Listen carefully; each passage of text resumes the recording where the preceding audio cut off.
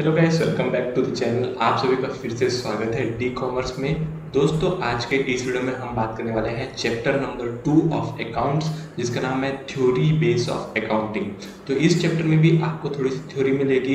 पहले के 2 चैप्टर में थ्योरी है, उसके बाद प्रैक्टिकल है। तो जो लोग प्रैक्टिकल का बेसब्री से इंतजार कर रहे हैं वो प्लीज़ थोड़ा सा और वेट करिए, आपको यहाँ पर प्रैक्टिकल देखने मिल जाएगा। लेकिन दोस्तों, बात करते हैं यहाँ पर ये theory base of accounting chapter की ज़रूरत क्यों पड़ी। तो सबसे पहले मैं आपको बताऊं कि पिछले चैप्टर में हमने डिस्कस किया था कि अकाउंटिंग की ज़रूरत क्यों होती है। अकाउंटिंग की ज़रूरत इसलिए, मतलब अकाउंटिंग कैसे होनी चाहिए, रिलायबल होनी चाहिए, कंपेरेबल होनी चाहिए, और भी हम लोगों ने बहुत कुछ देखा था। रिलेवेंस होना चाहिए उसमें, और कॉमन होनी चाहिए। तो यहाँ पर थ्योरी बेस ऑफ अकाउंटिंग का चैप्टर का ज़रूरत इसीलिए पड़ा क्योंकि दोस्तों, अगर हमको किसी से अपने अकाउंटिंग इन्फॉर्मेशन को कंफर्म करना है, फिर चाहे वो हमारा कॉम्पिटिटर हो या फिर चाहे वो हमारा ही पिछले साल का अकाउंटिंग इन्फॉर्मेशन हो, अगर हमें कंपेयर करना है तो ये बात ज़रूरी है कि दोनों अकाउंट्स जो बने हैं, जो मेंटेन हुए हैं, वो सेम अकाउंटिंग प्रिंसिपल से मेंटेन हुए हो। तो इस अकाउंटिंग प्रिंसिपल से इन चीज़ों को मेंटेन करने के लिए कुछ गाइडलाइंस लाई गई है। क्योंकि अगर दोस्तों सब अपने अपने मन से अकाउंटिंग करने लग जाए तो अकाउंटिंग तो कंपेरेबल होगी ही नहीं। इसीलिए दोस्तों, यहाँ पर कुछ ऐसे गाइडेंस लाई गई है, कुछ ऐसे रूल्स लाए गए हैं, कुछ ऐसे स्टैंडर्ड्स लाए गए हैं जिसको ध्यान में रखते हुए अकाउंटिंग की जाती है। तो इस चैप्टर में उन्हीं सब के बारे में बात करेंगे हम, और देखेंगे कुछ ऐसे कॉन्सेप्ट्स जो अकाउंट्स के लिए थ्योरेटिकली बहुत ज़्यादा ज़रूरी है। तो यहाँ पर स्टार्ट करते हैं चैप्टर नंबर 2 को। स्टार्ट करने से पहले एक बात बता दूँ, अगर आपको ये वीडियो देखने के बाद अच्छा लगे तो प्लीज़ लाइक करना मत भूलना, कमेंट करना, अपने थॉट्स को शेयर करना इस वीडियो को अपने दोस्तों के साथ, और चैनल को सब्सक्राइब नहीं किए तो सब्सक्राइब भी करना, क्योंकि मैं ऐसे ही आपके लिए एजुकेशन और इन्फॉर्मेटिव वीडियोस लेकर आता रहता हूँ। बात करें अगर, देखो दोस्तों, मैंने यहाँ पर बुक ओपन कर ली है। थ्योरी बेस ऑफ अकाउंटिंग की जो है हम बात करने वाले हैं यहाँ पर। तो सबसे पहले आते हैं यहाँ पर, जो सबसे पहला टॉपिक है वो है जनरली एक्सेप्टेड अकाउंटिंग प्रिंसिपल्स। अब ये गैप, इसको बोलते हैं गैप, GAAP, गैप। तो ये गैप क्या होता है? In order to maintain uniformity and consistency in accounting records, certain rules or principles have been developed which are generally accepted by the accounting profession. These rules are called by different names such as principles, concepts, conventions, postulates, assumptions and modifying principles. तो दोस्तों, होता क्या है कि uniformity और consistency लाने के लिए कुछ रूल्स और प्रिंसिपल डेवलप किए गए हैं जो बहुत सारे अकाउंटिंग प्रोफेशन ने एक्सेप्ट किए। अब दोस्तों, एक्सेप्ट किए का क्या मतलब है? अगर खाली मैं रूल बना दूँ तो ज़रूरी थोड़ी है कि सब उसको एक्सेप्ट करेंगे। हमको अकाउंटिंग प्रोफेशन से या अकाउंटिंग बॉडी से उसको जो है एक्सेप्ट करवाना पड़ेगा, तभी वो जनरली एक्सेप्टेड अकाउंटिंग प्रिंसिपल होगा। अब बात करते हैं, GAP refers to the rules or guidelines adopted for recording and reporting of business transaction in order to bring uniformity in the preparation and presentation of financial statement। यानी कि uniformity लाने के लिए इन रूल्स और गाइडलाइंस का use किया जाता है जो गैप में लिखा हुआ रहता है ना। तो अब आप ये बात समझ गए हो कि गैप क्या होता है। गैप के अंदर क्या होता है, कोई रूल्स, कोई गाइडलाइंस लिखी होती है जिससे कि जो सबके ट्रांजैक्शन रिकॉर्ड हो रहे हैं वो यूनिफॉर्मली रिकॉर्ड हो, एक ही कॉन्सेप्ट पे रिकॉर्ड हो। ठीक है, अब बात करते हैं एक example. One of the most important tool is to record all transaction on the historical cost which is verifiable from the document such as cash receipt for the money paid. This brings in objectivity in the process of recording and makes the accounting system more acceptable to various users। इसके बोलने का क्या मतलब है दोस्तों? Accounting में हमेशा historical base पर जो है चीज़ों को रिकॉर्ड किया जाता है। फॉर एग्जांपल, अगर आपने आज बिल्डिंग 10 लाख में खरीदी, उसको 10 लाख का चेक दिया, तो आप उस बिल्डिंग को 10 लाख में रिकॉर्ड करोगे। इन फ्यूचर अगर उस बिल्डिंग की वैल्यू 20 लाख भी हो जाती है तो भी आपके बैलेंस शीट में वो 10 लाख रुपए ही दिखेगी। ऐसा इसीलिए क्योंकि सारे लोग अगर एक ही चीज़ फॉलो करेंगे तभी हमको यूनिफॉर्मिटी मिलेगी। अगर मैं उसको हिस्टोरिकल कॉस्ट में रिकॉर्ड कर रहा हूँ और कोई उसको प्रेजेंट कॉस्ट पे रिकॉर्ड कर रहा है या कोई उसको जो मार्केट वैल्यू उस पर रिकॉर्ड कर रहा है, तो ऐसे अगर सब अलग अलग रिकॉर्ड करने लग गए तो यूनिफॉर्मिटी तो बचेगी ही नहीं। इसीलिए यहाँ पर गैप को लाया गया है। However, the principles of accounting are not static in nature। लेकिन दोस्तों जो भी प्रिंसिपल्स यहाँ बनाए गए वो जरूरी नहीं है कि मरते दिन तक वही प्रिंसिपल रहे, उसमें कॉन्स्टेंटली चेंज आता रहता है। क्यों चेंज आता है? क्योंकि हो सकता है कि कुछ लॉ में चेंज आ गया, कुछ सोशल एंड इकोनॉमिक इन्वायरमेंट में चेंज आ गया। तो अगर ये सभी चेंजेस आते हैं तो इससे हमारी अकाउंटिंग के जो भी प्रिंसिपल्स हैं उसमें भी चेंज आने लगते हैं। तो ये बात आपको ध्यान में रखनी है। तो ये था दोस्तों यहाँ पर जो मैंने आपको बताया गैप के बारे में। बाकी बहुत सी चीज़ें इसमें लिखी हुई है, लेकिन जितनी मैंने यहाँ पर हाइलाइटर से हाईलाइट की है वो चीज़ें इंपॉर्टेंट है, मैंने आपके लिए इसको शॉर्ट में कर दिया है। अब दोस्तों बात करेंगे यहाँ पर 2.2 बेसिक अकाउंटिंग कॉन्सेप्ट्स, यानी कि जो भी बेसिक अकाउंटिंग कॉन्सेप्ट है उसमें कौन सी चीज़ें देखने को मिलती है। तो सबसे पहला the important concepts have been listed as below. जो भी इम्पॉर्टेंट कॉन्सेप्ट है वो यहाँ पर दिए हुए हैं, मैं एक बार आपको पढ़कर सुनाता हूँ। पहला है बिजनेस एंटिटी, दूसरा है मनी मेजरमेंट, तीसरा है गोइंग कंसर्न, चौथा है अकाउंटिंग पीरियड, पांचवा है कॉस्ट, छठवा है ड्यूअल एस्पेक्ट और ड्यूअलिटी, सातवां है रेवेन्यू रिकॉग्निशन रियलाइजेशन, आठवां है मैचिंग, नौवां है फुल डिस्क्लोजर, दसवां है कंसिस्टेंसी, 11वां है कंजर्वेटिज्म जिसको बोलते हैं प्रूडेंस, 12वां है मटेरियलिटी और 13वां है ऑब्जेक्टिविटी।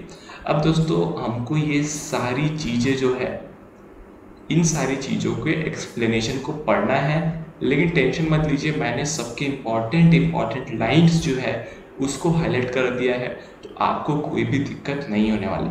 तो चलिए सबसे पहले स्टार्ट करते हैं 2.2.1 कॉन्सेप्ट नंबर 1 जो कि है business entity concept. Business entity concept क्या बोलता है पहले मैं आपको बता देता हूँ। देखो दोस्तों, जब भी हम बिजनेस चालू करते हैं तब हम बिजनेस को एक सेपरेट पर्सन मानते हैं और हम खुद एक सेपरेट पर्सन होते हैं। ऐसा नहीं होता कि हम जो भी कुछ करें वो मैं ही रिकॉर्ड करूँ। मेरे नज़रिए से अकाउंट्स की बुक नहीं बनती, बिजनेस के नज़रिए से अकाउंट्स की बुक बनती है। फॉर एग्ज़ाम्पल, अगर मैं अपने नज़रिए से अकाउंटिंग की बुक्स बनाऊं तो अगर मैं बिज़नेस को कैपिटल दूंगा, बिज़नेस को पैसे दूंगा, तो मैं उसकी एंट्री क्या मारूंगा? मैं तो अपने आप को ही पैसे दे रहा हूँ अगर मैं अपने नज़रिए से बनाऊंगा तो। लेकिन अगर मैं बिज़नेस अलग करता हूँ और अपने आप को पर्सनल को अलग करता हूँ तो बिज़नेस में क्या एंट्री होगी?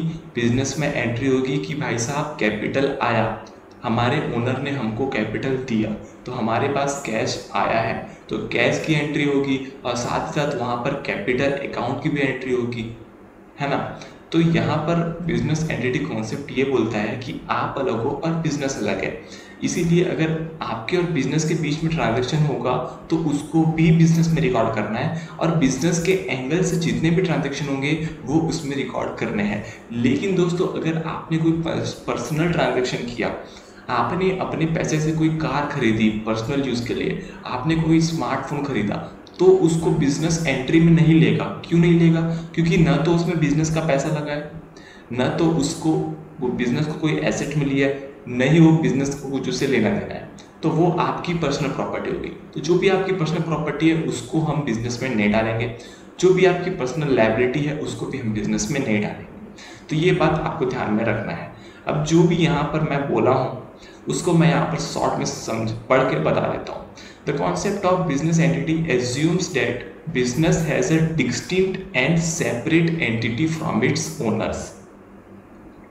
The accounting records are made in the books of accounts from the point of view of the business unit and not that of owner. Personal transactions of the owner are not recorded in the books of business unless it involves inflow and outflow of business funds. Simple था। तो ये था business entity concept, बहुत ही easy, बहुत ही simple. अब आते हैं concept number 2.2.2 में जो कि है मनी मेजरमेंट कॉन्सेप्ट। ये कॉन्सेप्ट क्या बोलता है कि हम जो भी अकाउंटिंग एंट्री करेंगे, जो भी ट्रांजैक्शन को रिकॉर्ड करेंगे अकाउंट्स में, वो सब मनी के टर्म में होने चाहिए। ये बहुत ज़्यादा ज़रूरी है कि मनी के टर्म में होने चाहिए। क्यों? क्योंकि अगर हम उसको अलग अलग यूनिट्स में रिकॉर्ड करने लग गए तो वो कंपेरेबल नहीं हो पाएंगे। फॉर एग्ज़ाम्पल, अगर मैं बोलूं कि मेरे पास एक बिल्डिंग है 10 फ्लोर की, मेरे पास 5 टेबल है, 4 फर्नीचर है, 1 किलो स्क्रू है और ऑयल है मेरे पास 10 लीटर। तो यहाँ पर आप देख सकते हो सबकी जो यूनिट्स है वो अलग अलग है। किसी को मैं फ्लोर्स में वेट कर रहा हूँ, किसी को केजीज में, किसी को लीटर्स में। तो अगर मैं ऐसे रिकॉर्ड करता गया तो वो ट्रांजैक्शन कभी कंपेरेबल हो ही नहीं पाएगा। लेकिन अगर दोस्तों मैं इन सारी चीज़ों को अमाउंट्स के टर्म में या मनी के टर्म्स में लिखूँ तो ये चीज़ें कंपेरेबल हो सकती है कि मेरे पास बिल्डिंग कितने रुपए की है, फर्नीचर कितने रुपए का है, स्क्रू कितने रुपए का है, टेबल कितने रुपए का है, तो अगर मैं ऑयल कितने रुपए का है, अगर मैं ऐसा लिखना चालू करूं तो ही वो कंपेरेबल हो पाएगा। इसीलिए यहाँ पर मनी मेजरमेंट कॉन्सेप्ट लाया गया कि जो भी चीज़ आप अकाउंट्स में लिखोगे वो हमेशा मनी में मेजर होनी चाहिए। अब बात करते हैं यहाँ पर क्या लिखा हुआ है, मैं आपको पढ़ के सुनाता हूँ। The concept of money measurement states that only those transactions and happenings in an organization which can be expressed in terms of money, such as sale of goods or payment or expenses or receipt of income etc. are to be recorded in the books of accounts. Simple था, यानी कि जो भी transaction money में हो रहे हैं उसी को रिकॉर्ड करना है। दूसरा, another important aspect of the concept of money measurement is that the records of the transaction are to be kept not in the physical units but in the monetary units. Physical units में नहीं रखना है, monetary units में रखना है। या दोस्तों जो मैंने आपको एग्जांपल अभी समझाया वो यहाँ पर लिखा हुआ है, आप चाहे तो वीडियो को पॉज करके उस एग्जांपल को पढ़ सकते हो। अब आते हैं नेक्स्ट पैराग्राफ में। The money measurement assumption is not free from limitation. अब दोस्तों जो हमने ये मनी मेजरमेंट लिया हुआ है वो उसमें भी कुछ लिमिटेशंस है, उसमें भी कुछ खामियां हैं। फॉर एग्जांपल अगर मैं बात करूँ यहाँ पर इस चीज़ को पढ़ के मैं एग्जांपल आपको समझाता हूँ। Due to change in price the value of money does not remain same over a period of time. The value of rupee today on account of rise in prices is much less than what it was says 10 years back. Therefore, in the balance sheet, when we had different assets bought at different points of time, say building purchased in 1995 for 2 crore, plant purchased in 2005 for 1 crore, we are in fact adding heterogeneous values which cannot be clubbed together. As the change in the value of money is not reflected in the books of accounts, the accounting data does not reflect the true and fair view of the affairs of an enterprise. इसका कहने का मतलब है कि जो हम monetary value में record करते हैं वो हमको ट्रू एंड फेयर व्यू नहीं देता है। क्यों? क्योंकि दोस्तों हर साल रुपये की वैल्यू चेंज होते रहती है। आज जो 1 रुपये की वैल्यू है वो 10 साल पहले उससे कई गुना ज़्यादा थी 1 रुपये की वैल्यू। आज जो 1 लाख रुपए की वैल्यू हो गई है, 10 साल पहले उस 1 लाख की वैल्यू 10 करोड़ हुआ करती थी। तो जो वैल्यू है वो चेंज हो गई, लेकिन हमने अपने अकाउंट्स में उसको चेंज नहीं किया। अकाउंट्स में हमने हिस्टोरिकल कॉस्ट के बेसिस पे उसको रिकॉर्ड कर लिया है। अब उसको ना तो हम चेंज कर रहे हैं ना ही कुछ कर रहे हैं। आज के डेट में उस प्रॉपर्टी की वैल्यू जो हमने 10 साल पहले खरीदी थी वो तो 10 गुना हो चुकी है, लेकिन हमारे बुक्स ऑफ अकाउंट्स में अभी भी उसी प्राइस में दिख रही है। तो ये बात आपको ध्यान में रखनी है कि मनी मेजरमेंट एजम्पशन के भी कुछ लिमिटेशंस होते हैं। इसके बाद बात करते हैं यहाँ पर गोइंग कंसर्न कॉन्सेप्ट क्या होता है।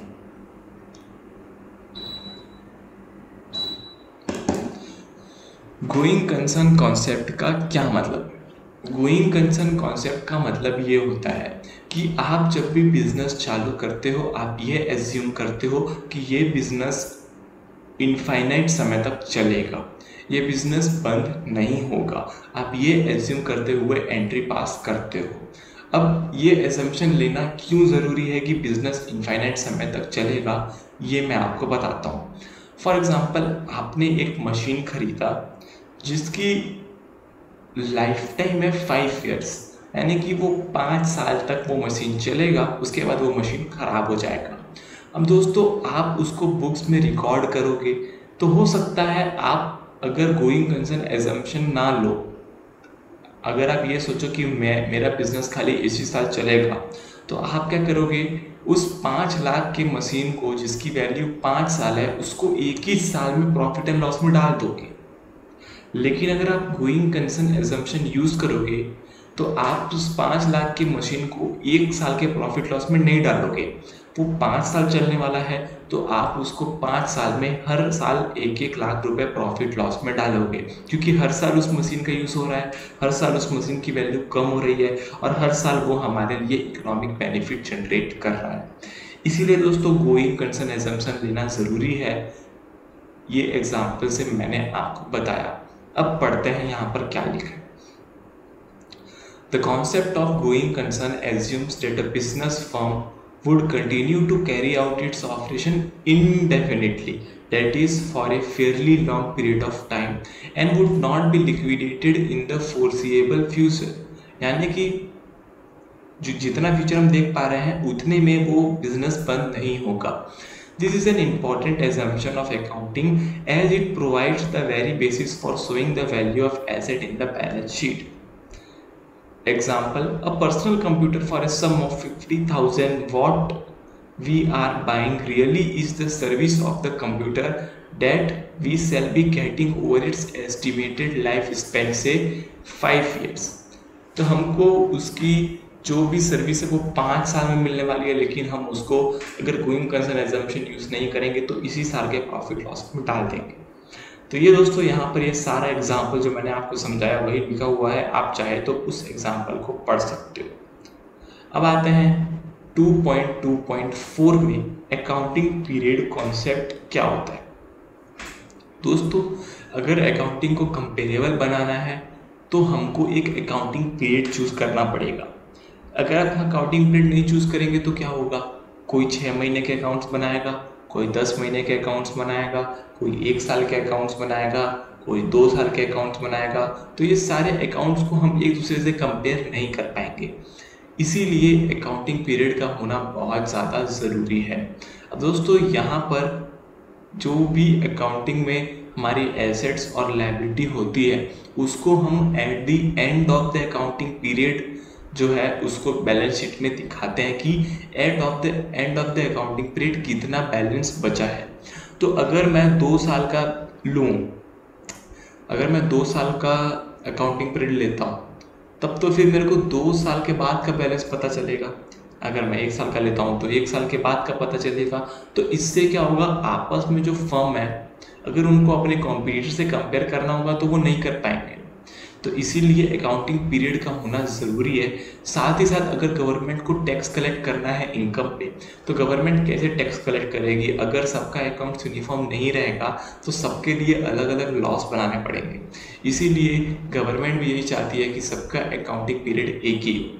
अब पढ़ते हैं accounting period refers to the span of time at the end of which the financial statement of an enterprise are prepared to know whether it has earned profit or incurred losses during the period and what exactly is the position of its asset and liabilities at the end of the period. Such information is required by different users at regular intervals for various purposes, as no firm can wait for long to know its financial result, as various decisions are to be taken at regular interval on the basis of such information. The financial statements are therefore prepared at regular interval। इसीलिए financial statement को regular interval में बनाते हैं, normally after a period of 1 year, so that timely information is made available to the user. This interval of time is called accounting period। Normally 1 साल का जो है वो हम बुक्स ऑफ अकाउंट्स बनाते हैं और इसी 1 साल को बोलते हैं accounting period. The companies act 2013 and income tax act require the income statements will be prepared annually बनाना चाहिए। ऐसा कौन बोलता है, कंपनीज एक्ट और इनकम टैक्स एक्ट। लेकिन कुछ केसेस में इंटरिम फाइनेंशियल स्टेटमेंट भी बनाने पड़ते हैं। इंटरिम फाइनेंशियल स्टेटमेंट का क्या मतलब है, इंटरिम फाइनेंशियल स्टेटमेंट का मतलब ये है कि 1 साल से पहले भी आपको किसी जगह पर कहीं कहीं सिचुएशन पर अपने अकाउंट्स बनाने पड़ सकते हैं। फॉर एग्जांपल अगर कोई पार्टनर रिटायर हो गया 6 महीने बाद, तो आपको 6 महीने के अकाउंट्स बनाने पड़ेंगे। अगर आपकी कंपनी स्टॉक एक्सचेंज में लिस्टेड है तो आपको सेबी के हिसाब से 3 मंथ्स के अकाउंटिंग स्टेटमेंट जो है वो बनाने पड़ेंगे। तो ये बात आपको ध्यान में रखनी चाहिए कि अकाउंटिंग पीरियड कहीं कहीं पर लॉ के हिसाब से भी चेंज होते रहते हैं। अब यहाँ पर टेस्ट योर अंडरस्टैंडिंग दिया हुआ है, आप चाहें तो इसको पढ़ सकते हैं। इसके आंसर्स जो है आपको नीचे बुक में मिल जाएंगे, तो कोई टेंशन लेने की बात नहीं है। अब आते हैं कॉस्ट कॉन्सेप्ट में। कॉस्ट कॉन्सेप्ट क्या होता है? कॉस्ट कॉन्सेप्ट ये होता है कि हम जो भी चीज़ रिकॉर्ड करेंगे वो हिस्टोरिकल कॉस्ट में करेंगे, उसको मार्केट वैल्यू में रिकॉर्ड नहीं करेंगे। The cost concept required that's all the assets are recorded in the books of accounts at their purchase price। अब परचेज प्राइस का मतलब क्या होता है? परचेज प्राइस में क्या क्या चीज़ें आती है ये देखते हैं। परचेज प्राइस में आता है कॉस्ट ऑफ एक्विजिशन, यानी कि जितने में हमें मशीन को खरीदा वो हो गया कॉस्ट ऑफ एक्विजिशन। दूसरा, उस मशीन को फैक्ट्री तक लेके आने के लिए जो खर्चा हुआ है उसको बोलते हैं ट्रांसपोर्टेशन। तीसरा, उस मशीन को इंस्टॉल करने में जो भी पैसा लगा उसको बोलते हैं इंस्टॉलेशन। और फिर उसको रेडी टू यूज़ करने के लिए जो भी पैसा लगा है उसको बोलते हैं expenses regarding making the asset ready to use. तो इन सारी चीज़ों को मिलाकर होता है परचेज कॉस्ट। तो जब हम कोई भी एसेट खरीदते हैं तो हमें उसको परचेज कॉस्ट में रिकॉर्ड करना चाहिए। फॉर एग्जाम्पल, अगर मैंने एक प्लांट खरीदा 50 लाख का, ठीक है, अब उसमें 10,000 हो गए ट्रांसपोर्टिंग के, 15,000 हो गए रिपेयर्स के, 25,000 हो गए इंस्टॉलेशन के। तो अगर मैं बुक्स ऑफ अकाउंट्स में एंट्री मारूं तो मेरी परचेज प्राइस क्या होगी? 50 लाख प्लस 10,000 प्लस 15,000 प्लस 25,000, 50,50,000। ठीक है। Adoption of historical cost brings in objectivity in recording as the cost of acquisition is easily verifiable from the purchase documents. Historical cost से record करने का एक ये भी फ़ायदा होता है कि आप जो है इन फ्यूचर अगर देखना चाहो कि क्या वो एंट्री सही है कि नहीं, तो आप उसके डॉक्यूमेंट से, रिलेवेंट डॉक्यूमेंट से वेरीफाई कर सकते हो कि जितने में मैंने परचेज किया था उतने की ही एंट्री हुई है या नहीं हुई है। कोई भी चीज़, कोई भी एक्सपेंस है, कुछ भी चीज़ है, अगर वो हिस्टोरिकल कॉस्ट पे एंट्री होती है तो उसको वेरीफाई करना बहुत ज़्यादा ईजी होता है। लेकिन एक इम्पॉर्टेंट लिमिटेशन भी होता है हिस्टोरिकल कॉस्ट का कि वो ट्रू वैल्यू नहीं दिखाता, true worth of the business नहीं बताता है, क्योंकि उसमें हिडन प्रॉफिट्स भी रहते हैं। जो भी आपके प्रॉफिट हुए आपके एसेट में, वो सारे प्रॉफिट जो है वो भी यहाँ पर आपको नहीं दिखते। तो ये हो गया कॉस्ट कॉन्सेप्ट। अब इसको आप 1 मिनट पढ़ लीजिए कि इसमें क्या क्या चीज़ें लिखी हुई है। तो आज के लिए इतना ही। Thank you for watching. और दोस्तों, एक बात हमेशा याद रखिए कि सीखते रहिए, क्योंकि मेरे किसी सर ने कहा था सीखना बन तो जीतना बन। बाय बाय, टेक केयर, जय हिंद, वंदे मातरम।